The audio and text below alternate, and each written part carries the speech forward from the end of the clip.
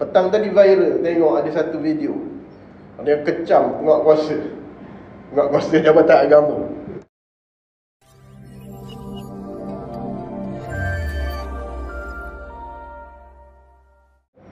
Dia niat nak buat maksiat. Nak buat maksiat apa maksiat nak buat? Hari ni, okey, macam semalam, sambutan tahun baru. Tuan-tuan, kalau sambutan tahun baru ni, Kuantan ni macam-macam jenis. Itu bukan apa ni, kita bukan pergi kat luar macam-macam juga. Tapi di Kuantan begitu lah. Petang tadi viral, tengok ada satu video. Ada yang kecam penguatkuasa Jabatan Agama. Tapi dia tak sebut Jaib, dia sebut Jais.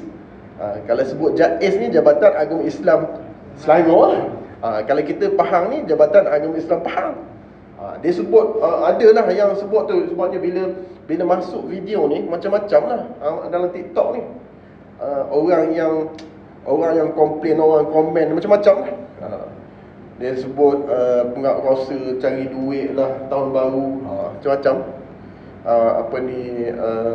Nak tepek kad kahwin lah kat kepala, biar nampak terus. Macam-macam keadaan. Dan orang yang datang untuk buat sambutan tahun baru tu macam-macam juga. Bukan semua yang kahwin, bukan semua yang ada baru kahwin. Cerita hal ni dia masuk lagu yang kahwin. Lagu Selamat Pengantin Baru tu. Agaknya dia baru kahwin lah, orang lain ni. Yang pergi tu, ceritanya pergi tengok dalam video tu, gambar dekat ni, dekat Esplanade. Tanya Esplanade depan hospital. Jadi tuan-tuan dan puan-puan rahmatullah sekalian, bila penguatkuasa tegur orang, ialah biasanya di tempat awam ni dia ada kesalahan di tempat awam. Dan ada juga kesalahan yang bukan tempat awam. Kalau kesalahan di tempat awam, macam semalam tu penguatkuasa tu pergi, kita tengok ya. Saya tengok. Dia ada satu section 35. Perbuatan ataupun percakapan tidak sopan di tempat awam. Perbuatan maksudnya semalam tu dia tegur kepada perbuatan. Ada orang walaupun dia dah kahwin, baru kahwin memang di kadang depan orang ramai dia peluk-peluk gitu. Apatah lagi yang tak kahwin. Ramai juga. Jadi bila ditegur, ada golongan yang ambil gambar ni. Tapi bagus juga yang ambil gambar ni, ambil video. Sebab apa? Nampak kerja-kerja tu, kerja-kerja orang buat. Tapi komen-komen netizen ni macam-macam komen, macam-macam. Yang nak tegaskan sini, maksiat ni, ada maksiat orang boleh buat di depan orang ramai.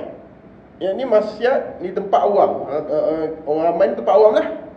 Dan ada maksiat yang orang buat sorok-sorok. Kan? Macam ni tadi, section 35, perbuatan tak sopan di halayak ramai, di tempat awam, halayak ramai. Dia duduk letak tangan sebelah je pun dia kira tak sopan lah. Tak sopan. Ataupun pakaian yang menjolok mata. Dia ada juga section dia. Tapi yang ni cerita dia perbuatan lah. Ada yang duduk rapat-rapat, peluk kan. Maklum lah kadang-kadang baru kahwin, dia buat macam tu lah. Sebelum kahwin pun dah buat juga kan. Sebelum kahwin ada juga. Sebab tu bila penguatkuasa datang tu, dia akan tanya. Dia tanya ni, bila kita tanya tu bukan kita menuduh dia ni lagi. Kalau dia bila ada kad kahwin, tak ada kad kahwin ke, ataupun baru kahwin, cerita dah kahwin, cukup lah kan. Cumanya perbuatan tersebut bila peluk ke, bila cium pun ada di halayak ramai tuan-tuan. Duduk-duduk tepi-tepi pantai kat GC tu, cium sebelah. Suka-suka ada. Yang tu orang nampak, kadang-kadang kita tak nampak.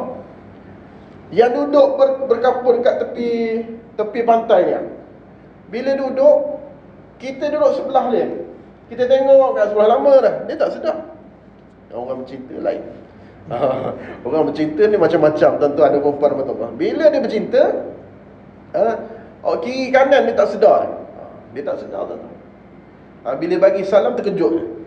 Waalaikumsalam, terkejut dia. Ada orang namanya. Buat apa tadi? Borak apa? Tak ada apa, tak buat apa-apa. Padahal orang ni dah lama dah tengok.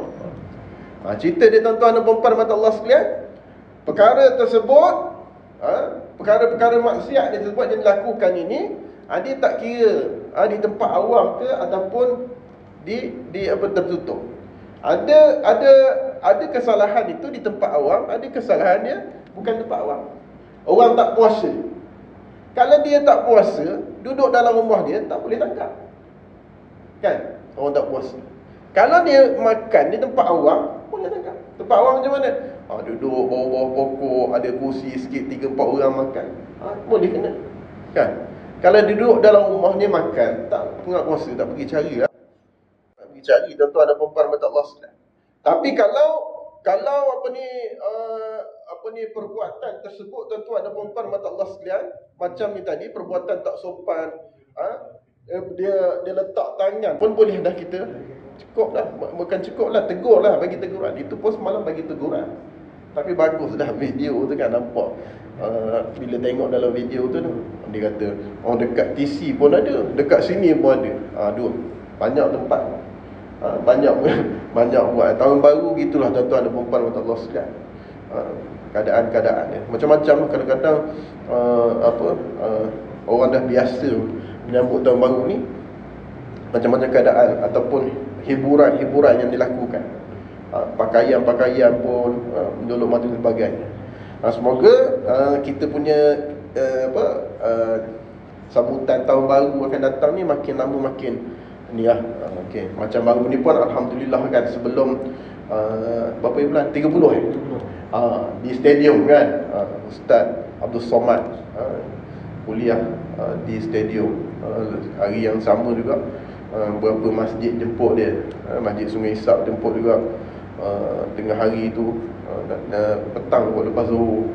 Lepas tu tempat-tempat lain banyaklah kelebihan. Moga-moga negeri kita ni makin makmur, dengan majlis-majlis ilmu ni, supaya masyarakat kita makin faham, kan. Walaupun tak dapat pergi ke stadium, dia ada live dan sebagainya, kan. Gitu. Okey, tuan-tuan dan puan-puan Allah, tahniahlah pada ni bahagian penguasa dan juga Jabatan Agama dan juga agensi-agensi yang lain yang turut sama bertugas. Polis pun tugas juga menjaga kawalan dan sebagainya, pun kena kecam juga. Buat baik kena kecam, buat tak buat lagi kena kecam, kan. Buat jahat kena kecam, tak buat kena kecam, tak buat apa-apa kena kecam. Lepas tu kalau buat salah pun kena kecam. Jadi tengoklah apa yang boleh kita buat supaya bukan manusia yang pandang, tapi Allah yang menilai kita. Okey, kembali semula kepada hadis yang kita bincangkan ini tuan-tuan dan puan-puan mata Allah sekalian. Kalau